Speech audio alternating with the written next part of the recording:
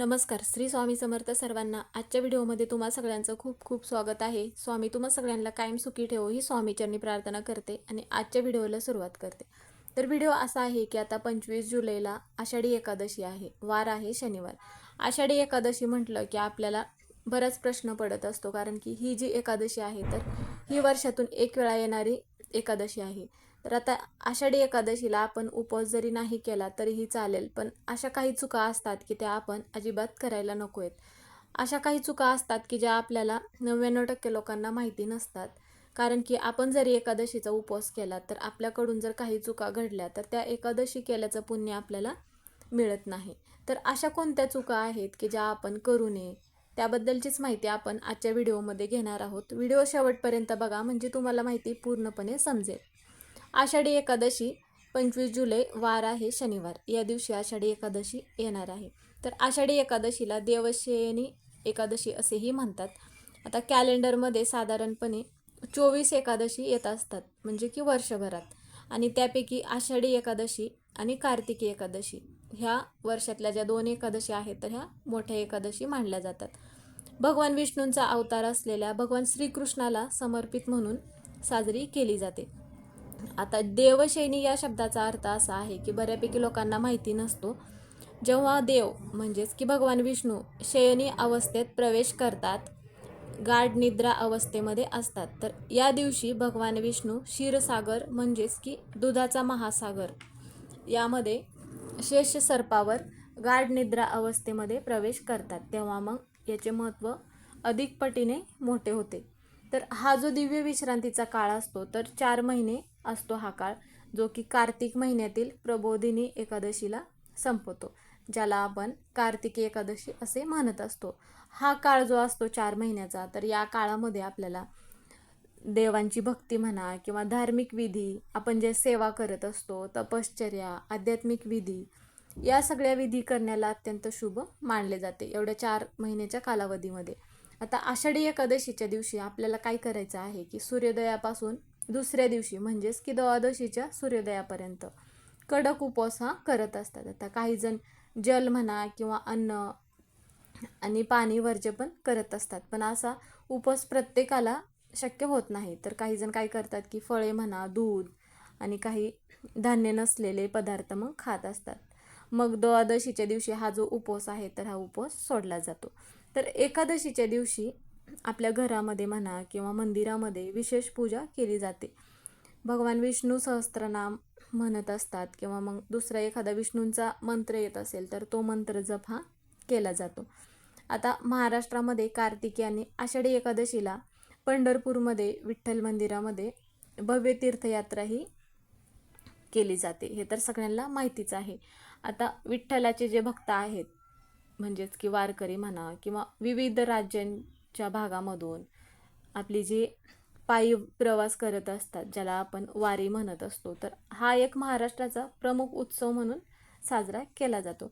प्रत्येक तालुक्यामधून म्हणा किंवा प्रत्येक जिल्ह्यामधून, राज्यामधून हा खूप मोठ्या उत्साहाने हा उत्सव साजरा होत असतो. हा जो उत्सव आहे तर एक महाराष्ट्राचा प्रमुख उत्सव म्हणून साजरा होतो, जे की वारकरी संप्रदायांची संस्कृती जपत असतात. तर आषाढी एकादशीला जरी आपण उपवास नाही केला तर अशा कोणत्या चुका आहेत ज्या आपण केल्या नाही पाहिजे. त्यामध्ये काय होतं की कळत न कळत काही चुका आपल्याकडून घडत असतात, म्हणून या चुका आपण करू नये. आता वर्षभर एकादशीचा जरी आपण उपवास नाही केला तरीही चालेल, पण आषाढी आणि कार्तिकी एकादशीचा उपवास आवर्जून करायचा आहे, कारण की प्रत्येक एकादशीचा उपवास करणं प्रत्येकाला शक्य होत नाही.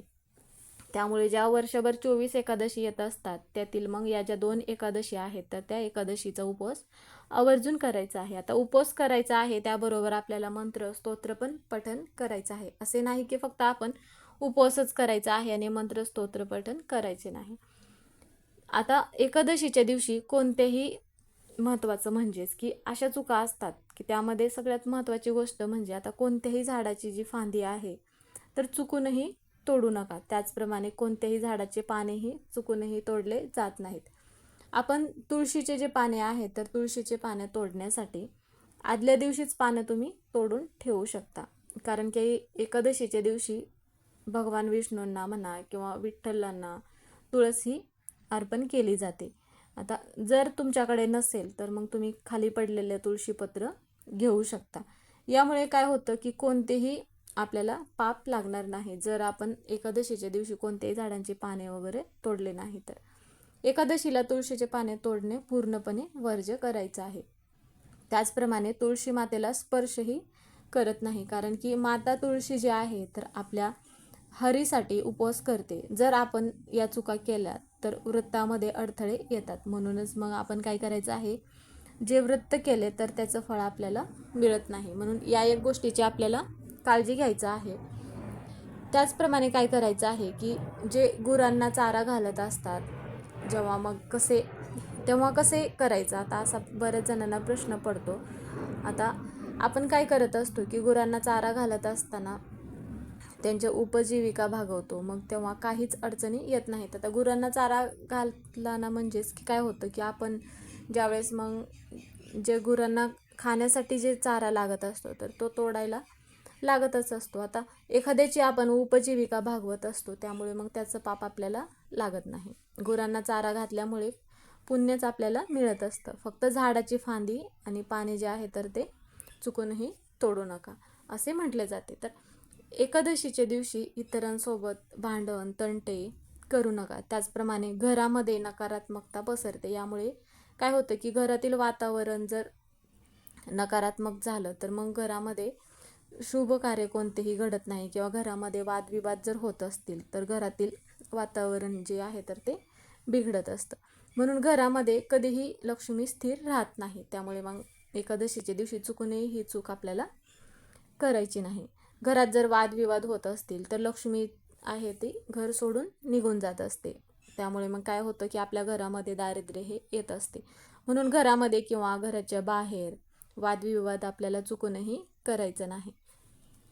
आता आपण एकादशीचा उपवास तर करत असतो, फलाहार खात असतो किंवा दूध वगैरे ग्रहण करून मग उपवास करत असतो. त्याचबरोबर ज्याप्रमाणे आपण उपवास करत असतो, उपवास करण्याबरोबरच आपल्याला विठ्ठलांच्या नामाचा जो गजर आहे तो करणे पण खूप महत्त्वाचा आहे. कारण की आपण उपवास केला आणि सेवा केल्या नाही, नाम स्मरण जर आपल्याकडून घडले नाही भगवान विष्णूंचं म्हणा, तर मग या उपवास करण्याला कोणताही अर्थ राहत नाही. आता बऱ्याच घरामध्ये काय होतं की एखादी महिला जर गरोदर असेल तर त्यांना काय होतं, उपवास करणे नाही जमले तर त्या महिलांनी भाजीपोळीही खाल्ली तरी हरकत नाही. पण घरामध्ये भात जो आहे, तांदळाचा भात, तो पूर्णपणे वर्ज्य करायचा आहे. म्हणजेच की या दिवशी भात जो आहे तर तो चुकूनही खायचा नाही असे म्हटले जाते. तसे तर प्रत्येक एकादशीला घरामध्ये भात हा खाल्ला नाही पाहिजे, पण असे नियम जे आहे तर ते प्रत्येक दिवशी पाळणं खूप अवघड जातं. त्यामुळे मग ही जी एकादशी आहे तर ही आषाढी एकादशी वर्षातून एक वेळा येते. या एकादशीचे जर आपण नियम पूर्णपणे पाळले तर मग आपल्याला संपूर्ण एकादशीचे फळ मिळत असते.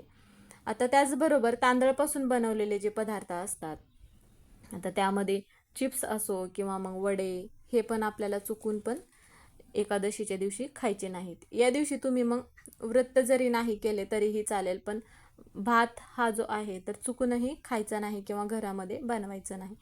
एकादशीच्या दिवशी काळ्या रंगाचे कपडे परिधान करू नका, कारण की हा जो रंग आहे तर अशुभ मानला जातो. पण हे जे नियम आहेत तर प्रत्येक भागांमध्ये पूर्णपणे पाळले जात नाहीत. त्यामुळे तुमच्या इकडे जर असे नियम पाळत असतील तर तुम्ही हा नियम पाळायचा आहे. कारण की पिवळा रंग जो आहे तर भगवान विष्णूंना अत्यंत प्रिय आहे. त्यामुळे पिवळा रंग तुम्ही आवर्जून परिधान करायचा आहे.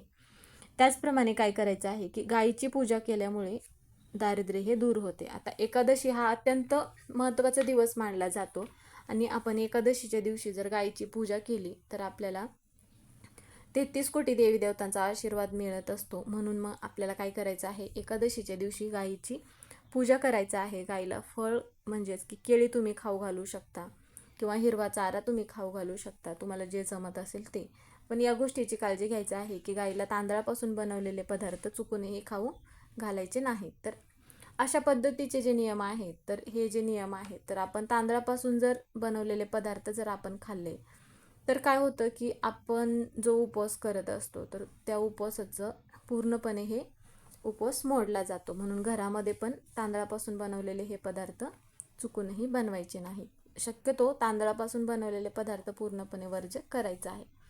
आता बऱ्याच वेळा काय होतं की घरामध्ये इतर व्यक्तींचा उपवास नसेल त्यावेळेस घरामध्ये कांदा, लसूण ह्या ज्या वस्तू आहेत तर या वस्तू म्हणजेच की ह्या भाज्यांमध्ये वापरल्या जात असतात. आता कांदा, लसूण हे तामसिक पदार्थामध्ये मोडत असते, म्हणून घरामध्ये एकादशीच्या दिवशी कांदा आणि लसूण पूर्णपणे वर्ज्य करायचं आहे. कारण की काय होतं की तामसिक पदार्थामध्ये मोडत असल्यामुळे घरातील इतर व्यक्तींना पण उपवास केल्याचं पुण्य हे मिळत नाही. तर ह्या ज्या गोष्टी आहेत तर या सगळ्या गोष्टींची काळजी घेऊन आपल्याला उपवास करायचा आहे, म्हणजेच की आपल्याला उपवास केल्याचं पूर्णपणे फळ मिळत असतं. आता या ज्या छोट्या छोट्या गोष्टी आहेत तर या गोष्टी सगळ्यांना माहिती नसतात. ज्यांना माहिती आहेत तर ती लोक मग असे जे हे नियम आहेत तर हे नियम पाळूनच मग उपवास करत असतात. तर मग आता तुम्हाला माहिती समजलीच असेल की कोणत्या गोष्टी मग घरामध्ये अजिबात केल्या नाही पाहिजे, कोणती चूक घरामध्ये करू नये. तर मग व्हिडिओ इथेच संपला. तुम्हाला व्हिडिओ आवडला असेल तर व्हिडिओला लाईक करा, चॅनलवर नवीन असाल तर सबस्क्राईब करा, व्हिडिओला हाईप करायला विसरू नका.